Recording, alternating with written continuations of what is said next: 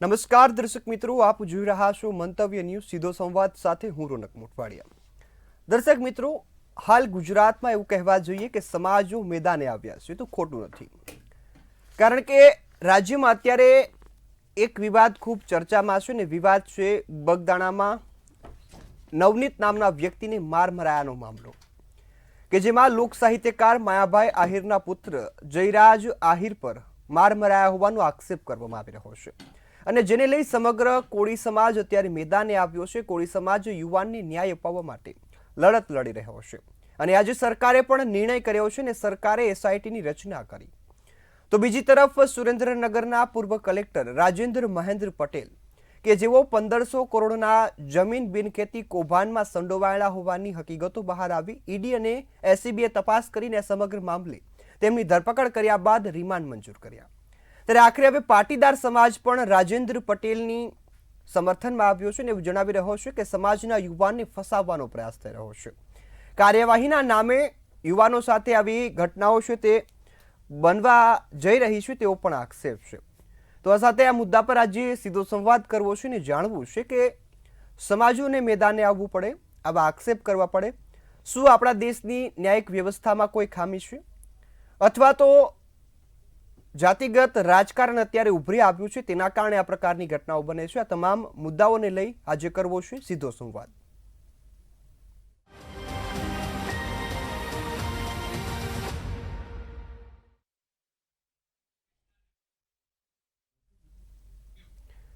દર્શક મિત્રો, આ બંને સમાજ, ખાસ કોળી સમાજ અત્યારે ખૂબ ચર્ચામાં રહ્યો છે। ધારાસભ્યો, સાંસદો અને રાજનીતિક નેતાઓ પણ યુવાનની પડખે ઊભા હોય તેવું આશ્વાસન આપી રહ્યા છે।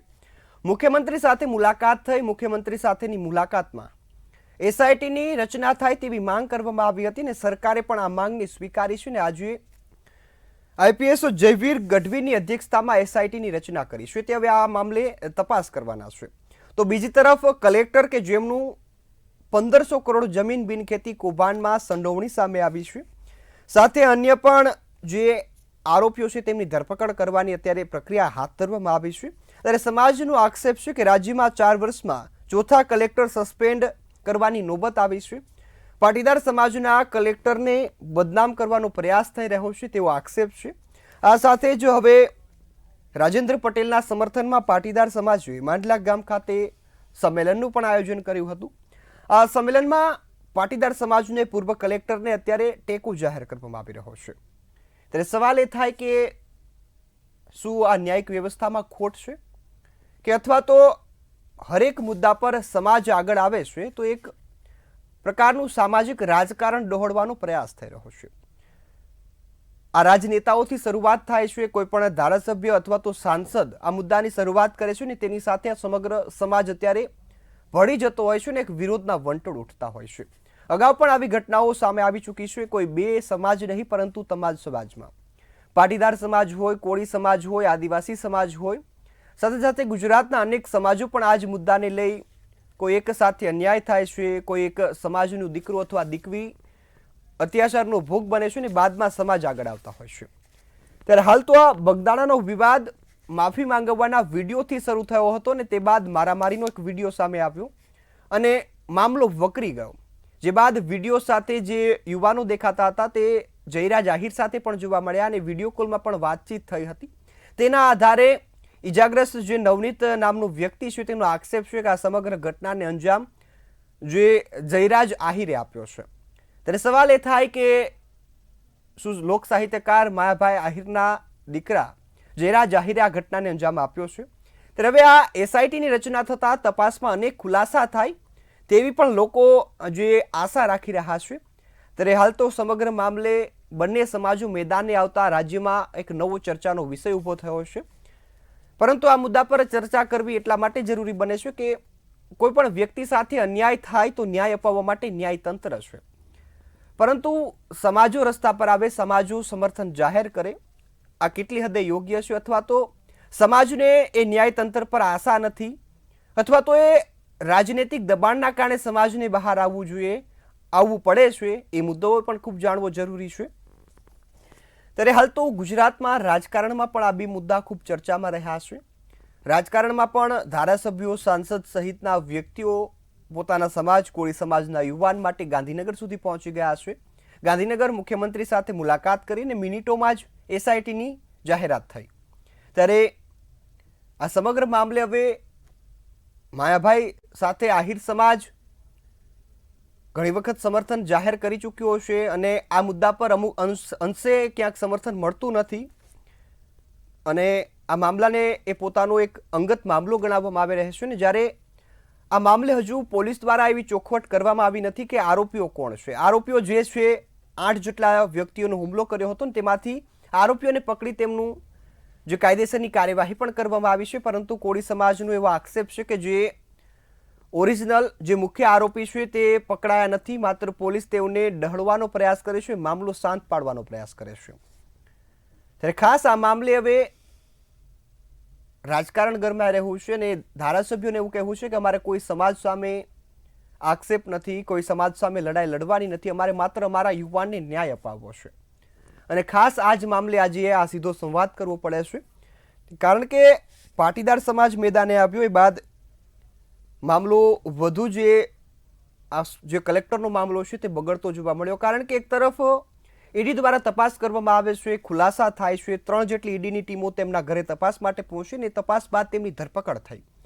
ધરપકડ થયા બાદ સમાજ સાથે અન્યાય થઈ રહ્યો છે, આવું એક નવો જ મુદ્દો શરૂ થયો અને સસ્પેન્ડેડ જે કલેક્ટર છે તેના સમર્થનમાં પણ અત્યારે સંમેલનો થવા લાગ્યા છે. ત્યારે ખાસ તો સુરેન્દ્રનગરના પૂર્વ કલેક્ટર આટલું મોટું કૌભાંડ આચરીને બેઠા છે. સ્ક્વેર ફૂટ જગ્યાના 10 રૂપિયા લેખે તેઓની જે લાંચ લેવામાં આવતી હતી અને આ મામલા પણ હવે વધુ જે વિચિત્ર બનતો જોવા મળી રહ્યો છે. ત્યારે ખાસ તો રાજ્યમાં 4 વર્ષમાં ચોથા કલેક્ટરને સસ્પેન્ડ કરવામાં આવ્યા હોવાનો મામલો સાંભળતા સવાલ પણ થાય કે કદાચ આ રાજકીય રોટલા શેકવા માટે કોઈ સમાજને રસ્તા પર તો નથી ઉતારવામાં આવતો ને. ત્યારે હવે આ મામલો પણ ચર્ચામાં આવ્યો ને બગદાણાના મામલે પણ જે ખાસ છે તે ચર્ચા થવા લાગી છે. ત્યારે આ જ મુદ્દા પર આજે ચર્ચા કરવી છે ને મારી સાથે જોડાયા છે પાટીદાર સમાજના આગેવાન તરીકે ગીતાબેન પટેલ, કોળી સમાજના આગેવાન તરીકે કાળુભાઈ જાંબુશા અને એક વિશ્લેષક તરીકે જયંતિભાઈ આહિર. આપ સૌ મહાનુભાવોનું મંતવ્ય ન્યૂઝ પર સ્વાગત છે. શરૂઆત કાળુભાઈ હું આપનાથી કરીશ કે બગદાણાના મામલે માર મરાયો માયાભાઈ આહિરના છોકરા પર આક્ષેપ કરવામાં આવી રહ્યો છે કે આ હુમલો તેમને કર્યો. પોલીસે હજુ આ કોઈ ખુલાસા કર્યા નથી. સમગ્ર મામલે અત્યારે કોળી સમાજ રસ્તા પર ઉતરવાની સ્થિતિમાં છે, એસઆઈટીની રચના થઈ છે. આપ કેટલા સંતોષકારક છો આ કાર્યવાહીથી? જી કાળુભાઈ. હાજી, હવે સંતોષકારક તો હજી નથી. અમે ખરેખર આક્રોશમાં છે સમાજ આખો, કેમ કે આજે હજી એમાં આરોપી છે એને પકડવામાં નથી. હવે સીટની રચના થઈ છે, હવે ખરેખર એવિડન્સ છે, જે વિડિયા છે એની ઉપરથી સાબિતી નાનામાં નાના માણસને પણ ખબર પડે છે કે આજે સાબિતી છે, છતાં એની પર કાર્યવાહી નથી કરવામાં આવતી અને ખુલ્લેઆમ આ લોકો જે ફરી રહ્યા છે. જી બિલકુલ. પણ કાળુભાઈ, જે વિડીયોમાં જયરાજ આહિર દેખાતા હોય કે એવો દ્રશ્યો નથી મળ્યા અને પોલીસ આ મામલાને હાકી કાઢવા માંગે છે તેવું પણ જે આક્ષેપ સમાજનો છે, તો પોલીસની કાર્યવાહી હજુ સંતોષકારક નથી લાગતી? નહીં, પોલીસની કાર્યવાહી હજી સંતોષકારક નથી લાગતી. એનું કારણ છે કે જે માર માર્યો ત્યારે જે વિડીયો છે એ તે આરોપી જયારે જયરાજભાઈ ના ફામે એ કપડામાં દેખાય છે, તો જયરાજભાઈ ની ઉપર કોઈ કાર્યવાહી નથી થઈ છે. જી બિલકુલ. ગીતાબેન, હું આપની પાસે આવીશ. ખાસ તો અત્યારે સુરેન્દ્રનગરના પૂર્વ કલેક્ટર જે કૌભાંડનો મામલો ચર્ચામાં હતો ને અચાનક હવે પાટીદાર સમાજે સમર્થન જાહેર કર્યું છે. આપના મતે ક્યાં લાગે છે કે પાટીદાર સમાજના યુવાન સાથે ક્યાંય અન્યાય થયો છે?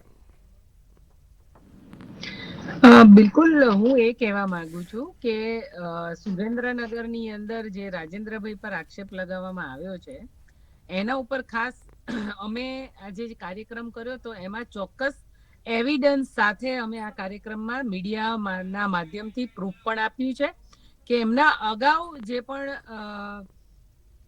કલેક્ટર હતા એમને એને કરી છે, એને રાજેન્દ્રભાઈએ કરી જ નથી. એટલે ખાસ કરીને ગુજરાતી જેટલા પણ અધિકારીઓ છે એમને ટાર્ગેટ બનાવીને ખોટી રીતે ફસાવવામાં આવે છે. અને તમે એમાં તપાસ પણ કરી શકો છો, એને જોઈ પણ શકો છો કે રાજેન્દ્રભાઈ પટેલ હમણાં જ એમની નિમણૂક થઈ છે, એમને 3 વર્ષ થયા અને એ કલેક્ટર બન્યા છે. તો જ્યારે જાણી જોઈ અને કોઈ પર્ટિક્યુલર સમાજના દીકરા સાથે વારંવાર અન્યાય અત્યાચાર થતો હોય અને માંડલ વિસ્તારના એ પનોતા પુત્ર છે, ત્યાંના દીકરા છે, અને ચોક્કસ ત્યાંના પાટીદાર સમાજે એમના માટે એક આંદોલન, રેલી અને સાથે સાથે અમે ભાગેડુ લગ્ન પ્રથા વિરુદ્ધ અમે બધા સાથે મળીને લડી રહ્યા છીએ. એ 2 મુદ્દા ઉપર આજે રેલીનું આયોજન કરવામાં આવ્યું હતું. અને ખાસ કરીને એ રેલીની અંદર ઉદાહરણ એ આપવામાં આવ્યું છે કે જ્યારે પરસોત્તમભાઈ સોલંકી જ્યારે બગદાણાના કોઈ દીકરા ઉપર, યુવાન પર જ્યારે કોઈ પ્રશ્ન ઉભો થતો હોય, એને કોઈ વ્યક્તિઓ દ્વારા, અસામાજિક તત્વો દ્વારા મારવામાં આવતો હોય, ત્યારે હીરાભાઈ સોલંકી અને પરસોત્તમભાઈ સોલંકી બંને ભાઈઓ તાકાતથી એ સમાજના પડખે આવીને ઊભા રહેતા હોય અને એવું વ્યક્તિત્વ સમાજનું જેના ઉપર સમાજને કસમ ખાવી હોય તો ખાઈ શકાય એવું વ્યક્તિત્વ જે વિસ્તારમાં ધારાસભ્ય છે એમને સ્ટેટમેન્ટ આપ્યું કે હું જે વિસ્તારમાં પહોંચું એ પહેલા જે અધિકારીને તપાસ સોંપી છે એ અધિકારી કંઈ કામ ન કર્યું હોય તો એને તત્કાલીનપણે સસ્પેન્ડ કરવામાં આવે, કાઢી મૂકવામાં આવે, હું પહોંચું પહેલા. તો એ પહેલા એ અધિકારી સસ્પેન્ડ થઈ જાય છે ત્યાંથી. એટલે ચોક્કસ આ મંચ પરથી એક પાટીદાર સમાજની દીકરી તરીકે એક મેં સ્ટેટમેન્ટ આપ્યું છે કે પાટીદાર સમાજના આગેવાનો કેવા હોવા જોઈએ, કેવો આગેવાન હોવો જોઈએ. એ આગેવાન તરીકે ચોક્કસ પાટીદાર સમાજના દીકરા સાથે ક્યાંય પણ અન્યાય ને અત્યાચાર થતો હોય તો એક પાટીદાર સમાજની દીકરી તરીકે, એક પાટીદાર સમાજના આગેવાન તરીકે ચોક્કસ અમારા બધાએ એ વ્યક્તિ સાથે ઊભું રહેવું જોઈએ. અને અમે ઊભા પણ રહેવાના છીએ અને અમે એવા લડાયક વ્યક્તિ છીએ, સમાજ માટે જ્યાં પણ લડવું પડે ત્યાં અમે ચોક્કસ લડીશું. જી બિલકુલ. ત્યારે આપણી સાથે જયંતિભાઈ આહિર પણ છે. જયંતિભાઈ, ખાસ આપ વિશ્લેષક છો, આ મુદ્દાને વધુ સમજાવી શકશો એ દર્શક મિત્રોને કે સમાજ અત્યારે મેદાને આવ્યા છે બંને મામલામાં, આપ કઈ રીતે જોઈ રહ્યા છો? જો ભારત દેશ આઝાદ થયો ત્યારે આપણા જે ઘડવૈયાઓ હતા આઝાદીના, એ લોકોએ આવું વિચાર્યું નહીં. એણે તો એક ભારતીય તરીકે દરેક નાગરિક સંભાવ, સહયોગ અને એકબીજાના પ્રત્યે આદર સાથે જીવે એવી એ લોકોની એક ભાવના હતી. હવે એ ભાવના સાથે ધીરે ધીરે આપણે ત્યાં જે બંધારણની જે દરેકને સમાન જે અધિકારો મળ્યા છે એની જગ્યાએ ક્યાંક સામૂહિક એક ઓળખ ઊભી થાય અને એ ઓળખ જે આપણી ભારતીય સંસ્કૃતિ પ્રમાણે જ્ઞાતિ કે સમુદાયની ઓળખ છે એ વ્યક્તિની ઓળખ માટેનું આ એક સમુદાય અને એ છે. અને એ તમે યુગોથી ભારતની સનાતન ધર્મની જે જ્ઞાતિઓ છે એકબીજા સાથે સહયોગ સાથે જીવી રહી છે. તમે એક જ્ઞાતિને દૂર કરીને બીજી જ્ઞાતિને તમે રાખો તો એ આપણું જે આખું જે વ્યવસ્થા તંત્ર છે સનાતન ધર્મનું છે એ ભાંગી જાય, તૂટી જાય. કારણ કે આ એક સાંકળ છે અને એક મકોડા સાથે બીજો મકોડો જોડાયેલો છે, એટલે એ સાંકળના રૂપમાં આખું આપણું સનાતન ધર્મ અને ભારતીય સંસ્કૃતિ એકબીજા સાથે સંકળાયેલી છે. એમાં કોઈ જ્ઞાતિ, માનો કે આપણા રાષ્ટ્રપતિ દલિત સમાજના આવી ગયા તો કે એ દલિત સમાજને એક સાથે પોતાને અપ નથી કરી દેવાના. એમ આપણા નાણામંત્રી અત્યારે દેસાઈ સમાજના છે તો એ કઈ આખું જે આપણું ફાઇનાન્સ સિસ્ટમ છે એ કઈ એના સમાજને આપી નથી દેવાના. દરેક લોકશાહીને બંધારણની મર્યાદામાં રહીને બધા કામ કરવાના છે.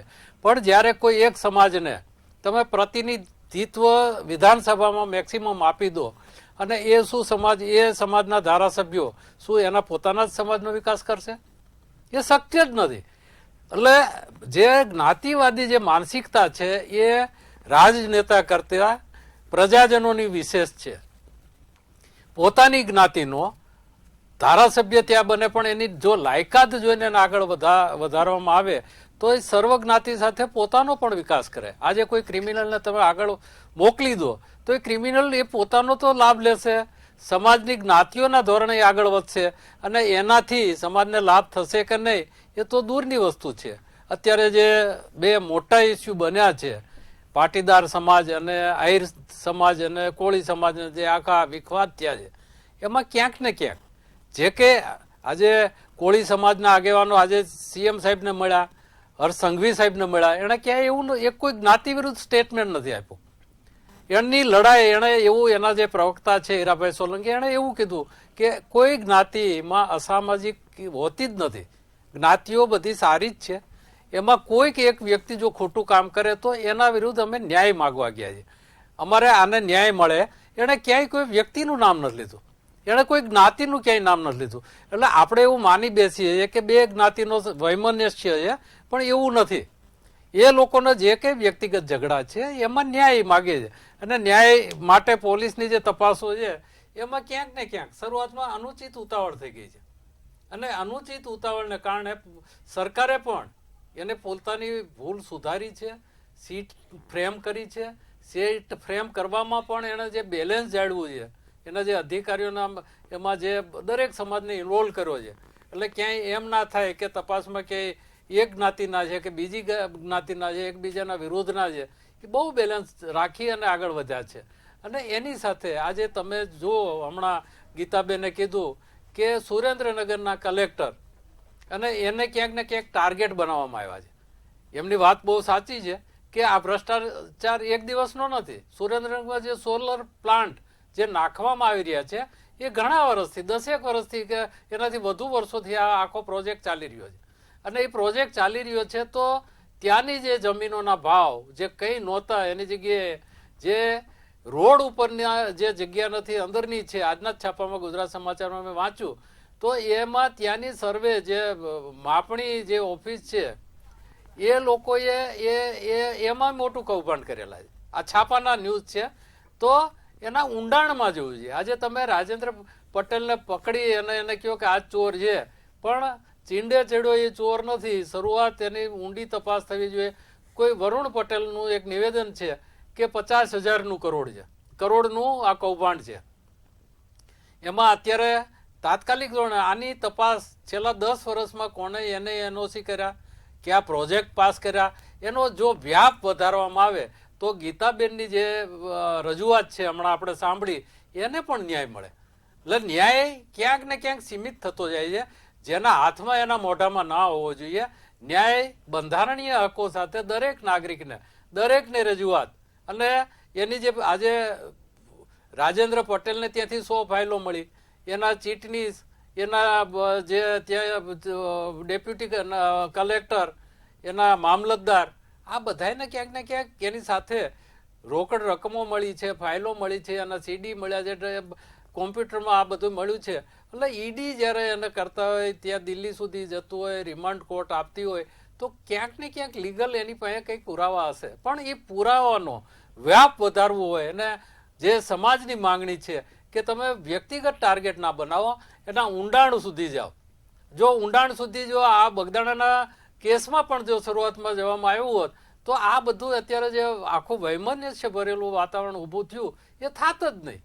શરૂઆતમાં બે વ્યક્તિના ઝઘડા થતા હોય, રોડ ઉપર આપણે જતા હોય અને ટ્રાફિકના બાંધતા હોય, તો એમાં કંઈ બે સમાજ નથી વચ્ચે આવી જતા. અને એ વ્યક્તિગત આ પ્રશ્નો છે, વ્યક્તિગત ધોરણે એનો નિકાલ લાવવો જોઈએ. અને તમે જો આહિર સમાજના કોઈ ધારાસભ્ય, મિનિસ્ટર કે આગેવાનોએ ક્યાંય પણ એવા નિવેદન નથી આપ્યા કે જે ઉશ્કેરણીજનક હોય. અને કોળી સમાજના આગેવાનોએ પણ ક્યાંય એવું નથી કીધું કે આ સમાજ ખરાબ છે, આ અસામાજિક છે. એણે પણ એવું કીધું કે આ જે પીડિત છે એને ન્યાય મળવો જોઈએ, અને આ ન્યાય અને અન્યાયની લડાઈ છે. અને એ બહુ બંધારણીય રીતે એ બહુ સાચી વાત છે. ન્યાય દરેક વ્યક્તિને, દરેક ભારતીયને મળવો જોઈએ, અને એ આપણને દરેકને હક છે. એમાં ક્યાંય પણ પાર્શિયાલિટી થતી હોય, પક્ષપાત થતો હોય, પૂર્વગ્રહ રાખવામાં આવતો હોય તો એ કન્સર્ન અધિકારીને પણ સજા થવી જોઈએ. આ એમ જેમ આજે માંડલમાં જે આજે સભા થઈ, ત્યાં રેલી થઈ, અને એને કીધું કે આ અત્યારે જે આ 2 વર્ષથી કે હમણાં જ આ આવ્યા રાજેન્દ્ર પટેલ, તો એ એક કલેક્ટર તરીકે, એક આઈએસ ઓફિસર તરીકે જે એણે ઓથ લીધી હતી, અને પહેલાં જે ખોટું થતું હતું એની ફરજ હતી કે એણે એ ઉજાગર કરવાનું હતું, સરકારના ધ્યાન ઉપર લાવવાનું હતું. અને એ લાવ્યા તો એની મહાનતા વધુ સાબિત થાત. પણ હવે પણ એ પોતાની અગાઉ જે કંઈ ફાઇલો હોય એને પણ એણે હાઇલાઇટ કરવી જોઈએ. અને એમાં પણ જેટલા ભ્રષ્ટ હોય એ લોકોને ભ્રષ્ટને ઉજાગર કરવા માટે પણ એણે ક્યાંક ને ક્યાંક આગળ વધશે તો સમાજમાં એક સારી પ્રતિષ્ઠા ઊભી કરી શકશે. બાકી કોઈના દોરવણીમાં આવી ગયા હોય કે ક્યાંય લોભ લાલચમાં આવી ગયા હોય કે કોઈના મિસગાઈડ કરીને એની પાસે કઈ જુનિયર જે સિસ્ટમ છે, નીચેના અધિકારીઓ છે, કલેક્ટર હોય, નવા હોય, અનુભવ ના હોય અને ફાઇલો પુટઅપ થઈ જતી હોય ને એ અજાણતા થઈ ગયું હોય તો એ પણ એણે આગળ કરવું જોઈએ. એના પાસે બચાવના આપણી ન્યાયિક પ્રક્રિયા છે, એમાં એને ઘણી તક છે. એની સાથે આ જો પણ એ કલેક્ટરના હોદ્દા ઉપર રહ્યા હશે એ ઘણું બધું જાણતા હશે, એણે પણ એ ઉજાગર કરવું જોઈએ. અને વરુણ પટેલે જે કીધું કે વર્ષમાં 50,000 કરોડનો આ ભ્રષ્ટાચાર છે. અને તમે ખાસ જુઓ સોલાર જે પ્રોજેક્ટ છે એ નળ સરોવર છે, ધાંગધ્રા છે, પાટડી છે, એવા જે વિસ્તારો છે જ્યાં ખેતીની જમીનમાં ખેતી ઓછી થાય છે અને બંજર વધુ છે ત્યાં એ જમીનોમાં આ પ્રોજેક્ટો નાખવામાં આવ્યા છે. સરકારે એમાં ઘણી બધી સબસિડીઓ આપી છે અને એ સબસિડીઓ સાથે એ એક્વાયર કરવામાં આવેલી જમીનોમાં પણ ભાવફેર અને એ જે કૌભાંડ છે એ નરી આંખે કોઈ પણને નજરે ચડી જાય એવું છે. એટલે આમાં ઘનિષ્ઠ તપાસ થવી જોઈએ અને કોઈ એક માણસ પકડાઈ ગયો એટલે એ જ મોટો ચોર છે એવું માનવાને કોઈ કારણ નથી. જી બિલકુલ. ગીતાબેન, હું આપની પાસે આવીશ કે પાટીદાર સમાજના એ યુવાન પર કદાચ આ પ્રકારનું જે ફસાવાનો પ્રયાસ થયો છે, આપે કીધું એ સાચી વાત કે 3 જ વર્ષથી કલેક્ટર બન્યા છે, આના પહેલા પણ લાંબુ કૌભાંડ ચાલતું હશે. હવે પાટીદાર સમાજની માંગ શું છે કે યુવાનને સારી રીતે ન્યાય અપાવવાનો છે ને સાથે સાથે બીજું શું થવું જોઈએ?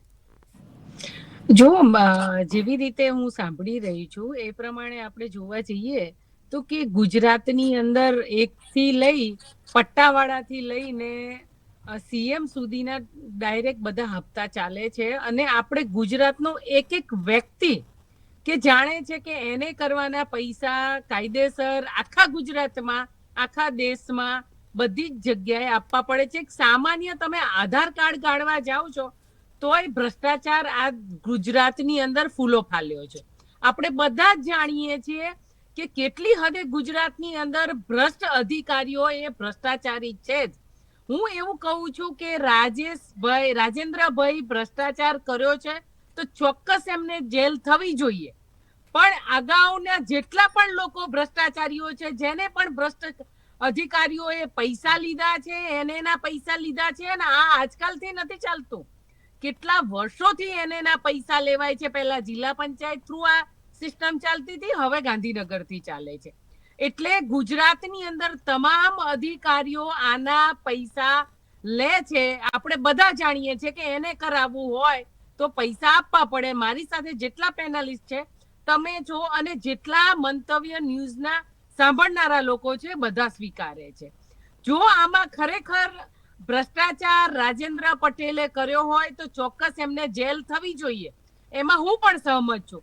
પણ જાણી જોઈને આ સમાજના દીકરાને જો ટાર્ગેટ બનાવવામાં આવતો હોય તો એવા લોકો, ભ્રષ્ટ લોકોને સજા થવી જોઈએ, એની સાથે હું સહમત છું.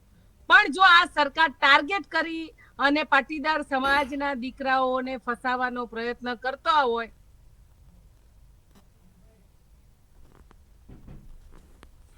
જી બિલકુલ. જયંતિભાઈ, જે રીતે સમાજ અત્યારે પોતાના કોઈ પણ વ્યક્તિ અથવા તો પોતાના યુવાન યુવતીને ન્યાય અપાવવા માટે રસ્તા પર આવે છે, આપ શું માનો છો કે અત્યારે કદાચ સમાજોને આ ન્યાયિક વ્યવસ્થા પરથી વિશ્વાસ ઉઠી રહ્યો છે ખરા? ક્યાંક ને ક્યાંક આ તમે એમાં રોનકભાઈ બહુ સાચા છો, નહીતર આ નોબત જ ના આવે. જો સમાજના આ જે રમત અત્યારે જે ચાલી રહી છે, જો ન્યાયતંત્ર એકદમ ન્યાયતંત્ર સાથે પોલીસ તંત્ર, આપણું વહીવટી તંત્ર નિષ્પક્ષ કાર્ય કરતું હોય તો મારે કે તમારે આ ફરિયાદો કરવાના કે અન્યાયની રજૂઆત કરવાની ક્યાં જરૂરત છે? ગીતાબેને હમણાં જે કીધી વાત કે કોઈ એક વ્યક્તિને ટાર્ગેટ કરવામાં આવે, પણ આ જો ખોટી એક ભ્રષ્ટ નીતિ એને કે એનઓસી માટે જે વર્ષોથી એક સિસ્ટમ ઊભી થઈ છે અને તમે હું બધે જાણીએ કે મહેસૂલમાં જ નહીં, પીડબ્લ્યુ હોય, રોડ રસ્તા હોય, આ પુરવઠા ખાતું હોય કે ભેળસેળ આપણે જે રોજબરોજની ચીજ ખાવામાં લઈએ, આ બધાય તોલ માપવાળા છે. આ બધામાં ક્યાંક ને ક્યાંક આખી ભ્રષ્ટ સિસ્ટમ છે અને ભ્રષ્ટ સિસ્ટમ કોને કારણે? એ આપણા કારણે છે. હું તો એવું કહું છું એના માટે જવાબદાર નેતાઓ નથી, આપણે પોતે જ છીએ. આપણને જયારે ખબર છે કે આ ખોટું છે અને ખોટું હોવા છતાં આપણે એને ટોલરેટ કરીએ છીએ. અને ટોલરેટ કરવા માટે આપણે ક્યાંય પોતે મારે શું આપણે પોતે જો એને ઉજાગર કરવા માટે કંઈક ને કંઈક પ્લેટફોર્મનો ઉપયોગ કરતા હોય. અત્યારે ગીતાબેન જેમ કહે છે કે માંડલમાં રેલી થઈ, તો એ રેલીની સાથે એણે ઊંડાણમાં જવું જોઈએ. એવા 2-5 કેસ જૂના રાજેન્દ્ર પટેલ પહેલાના કાઢીને એને એસ્ટાબ્લિશ કરવા જોઈએ. એને સામે મીડિયાની સામે એની ટ્રાયલ ચલાવવી જોઈએ કે ભાઈ આ છે, જુઓ આમાં આ થયું છે કે નથી થયું. આજે ત્યાં કોઈ પણ એના સર્વે નંબર સાથે નવા નકશા બની જતા હોય તો આજના ગુજરાત સમાચાર કે એમાં તમે ઊંડા ઉતરો. એવા 2-5 કેસ કાઢો કે જે રોડ ઉપર દર્શાવ્યા છે, હકીકતમાં રોડથી ઘણી દૂર અંદરની જમીન છે અને છતાં એને એનઓસી કરી છે. માર્કેટ વેલ્યુ પ્રમાણે એને માર્કેટ વેલ્યુ કરી અને પછી એને જમીન સંપાદન કરી છે. અને એ જમીન સંપાદન કરવામાં સરકારના મેક્સિમમ રૂપિયા ગયા હશે. જે પડતર એકદમ ખૂણાની જમીન હોય એનો ભાવ અલગ છે, રોડના ભાવ અલગ છે. તો આ બધા પુરાવા જો ગુજરાત સમાચાર કહેતું હોય તો એમાં ક્યાંક ને ક્યાંક એમની પાસે તો આખો સમાજ ત્યાં છે, ત્યાં ઘણા બધા આવા બનાવો હશે, ઘણા બધા દાખલા હશે, પુરાવાઓ હશે. તો એને હાઇલાઇટ કરીને તમે આંદોલન ચલાવો અને સિસ્ટમને વિરુદ્ધ એક રજૂઆત કરો કે આ છે, લો હવે આને તમે શું કરો છો. આ જે કંઈ છે પુરાવા રજૂ થાય છે બગદાણામાં એ જ થયું કે ભાઈ તમે એને જે કંઈ છે તમે કહો કે આ નથી, તો આટલા વિડીયો છે, આ કોલ રેકોર્ડિંગ છે, એની તટસ્થ તપાસ કરો. એટલે કંઈક તમારે આપવું તો પડશે ને, કારણ કે સિસ્ટમ ઉપર તમે આધાર રાખો કે એ તટસ્થ તપાસ કરશે, એ ગુનેગારોને પકડીને કરશે. એ તો હવે કલ્પના બહારની વાત છે. એ અપેક્ષા રાખો એ પણ વધુ પડતી છે. હવે તમારે પોતાએ જાગૃત થવું પડશે, તમારે પોતાએ આગળ આવવું પડશે અને તમારે પોતાએ પુરાવો શોધી અને સિસ્ટમ સામે રજૂઆત કરવી પડશે.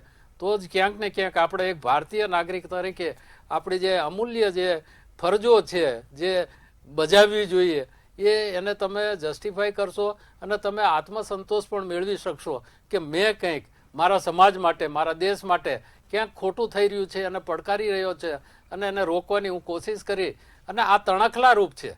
હું એવું નથી કહેતો કે આ એક સાથે આ બધું સુધરી જશે, પણ ક્યાંક તમે દ્રષ્ટાંત રૂપ બનશો અને એ દ્રષ્ટાંત રૂપ બની અને તમે કોઈક પીડિતને, આજે રાજેન્દ્ર પટેલને જે તમે કહો છો, ક્યાંક કોઈક પીડિતને તમે ન્યાય આપશો. અને જ્યાં હાથીના હાથી નીકળી ગયા છે, ઊંટના ઊંટ નીકળી ગયા છે અને ક્યાંક ચીંડે ચડેલો છોડ, ચીભડાનો ચોર પકડાઈ ગયો છે અને એને ફાંસીની સજા આપવામાં આવે છે, એ જે આખો ન્યાય છે એ ટકે છે ભાજી ટકે છે ખાજા જેવું. એમાં ક્યાંક તમે ક્યાંક નવું સિસ્ટમ, નવું કંઈક ઉદાહરણ ઊભું કરી શકશો. ગીતાબેન, આ બાબતમાં પણ તમે થોડાક આગળ વધો એવી સમાજની અને આખી સિસ્ટમની પણ માંગ છે. જી બિલકુલ. અત્યારે સમયની મર્યાદા છે એટલે કાર્યક્રમની અહીં સમાપ્ત કરવો પડશે. આપ બંને અમારી સાથે જોડાયા અને મહત્વના મુદ્દા પર ખૂબ સરસ આપણે વાત કરી, એ બદલ આપનો ખૂબ ખૂબ આભાર.